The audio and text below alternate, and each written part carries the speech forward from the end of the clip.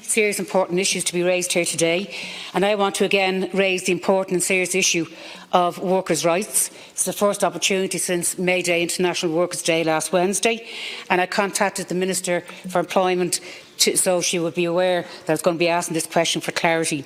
On the 7th of March, when I raised the issue of the theft of workers' tips by management in the Ivy restaurant down the road from here in Dawson Street, the Taoiseach told the Dáil that this practice is illegal. He said very clearly, let me be very clear, any employer that calculates salary and includes tips in that figure is acting illegally. You can't do it. Tips are separate to salary, and if there are issues that the government needs to act on, then we will look at that clearly. We now know that it isn't illegal. The Minister has clarified that, and United Union have clarified that. And can I ask that this be corrected on the Dáil record in this regard? I accept that the Taoiseach gave his view in good faith based on his and my dismay that such a practice could and was happening. Could I therefore ask when will the Government enact emergency legislation to close the loophole and in fact make this disgraceful practice unlawful, as the Taoiseach thought it was and it certainly should be? Further, Minister, on the weekend of the 6th of April, the Ivy restaurant, possibly on legal advice, changed their policy of a service charge on tables of 5 and over. They changed that policy to all tables, and the credit card option was taken off the paying machine.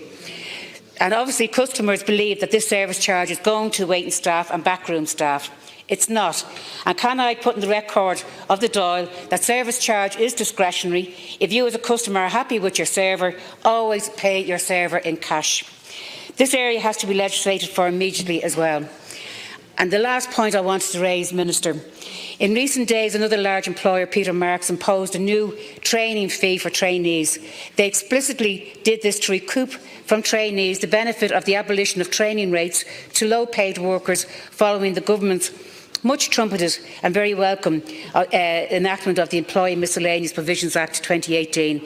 This matter has been highlighted by United Union, who I believe have written to the Minister for Employment and Social Protection. So will you, Minister, make a statement on this matter? Can we be told what steps will be taken to ensure that legislation be passed to benefit these low-paid workers? So the three questions really are, Minister.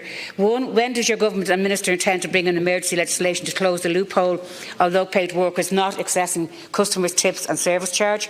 Two, have Revenue or the WRC investigated the Ivy restaurants and other restaurants who have been highlighted in the media recently, like the Hard Rock Cafe? And three, the trainee hairdresser Peter Marks, what steps will be taken from a legislative viewpoint to prohibit employers from such behaviour? Can I get the Minister? Be able to answer all of the questions which the Deputy raises, but my understanding is that the Low Pay Commission, which is an independent body, it has been asked to look at this issue, and it did evaluate the issue of they did a report on the matter of tips and gratuities. They met with representatives of the Adjudication and Inspective Divisions of the Workplace Relations Commission last year, and the WRC has stated that in its view a better approach than the proposed legislation would be to introduce a code of practice on tipping. It could set out the principles underpinning the legislation and also enshrine the proposal that an establishment display to its customers how tips are distributed. The Low Pay Commission considered all that evidence, and it is their belief that there isn't sufficient reliable data to prove that the issue of employers withholding employee tips is a significant problem. And the Commission doesn't believe that that legislation or regulation should be introduced in this area, as the administrative and compliance costs involved would not be justified. The Commission is also concerned that there could be unintended negative consequences. It considers that legislation in this area may not be enforceable. So there has been an evaluation done. Obviously, the Minister will have to explore further that if there is additional evidence that the Deputy wants to submit, but the Minister remains of the view that the LPC report and its findings should inform the debate on the issue and provide guidance to possible solutions. Clearly, the Minister is here but not in a position at this point to answer additional questions, but clearly she will listen to your comments, and should additional responses be required, we will make them available to you. 1 minute for a supplementary. Minister, There has been a survey done on this on restaurants in Galway, and it's been proven that there is this practice going on quite regularly. I think it was the Senator Gavin did that survey. There's also information in relation to clearly in the Ivy restaurant. The Minister has seen the pay slips. There's also been issues around reports in the media from the Hard Rock Cafe and other restaurants and retailers who are doing this.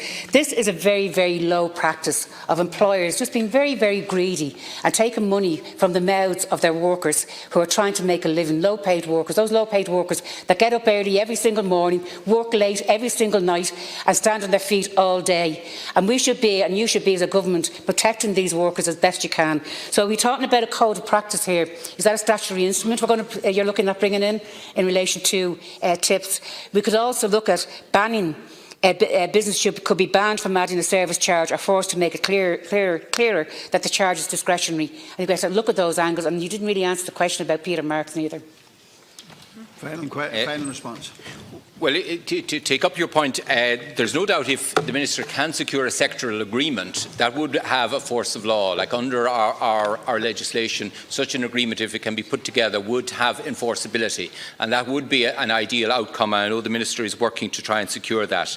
She's also indicated that she is writing to companies, including the one that you mentioned, where there may be practices that aren't in accord with the proper approach to this. So hopefully between both alerting companies to their obligations, but more widely securing an agreement that can become a sectoral norm that would be enforceable. That would be the ideal outcome, rather than trying to specify in primary legislation individual practices which do evolve and change. And we need to have an instrument that has the involvement of all sides in industry, being capable of being kept up to date as circumstances change. So that is the goal the Minister is seeking to achieve.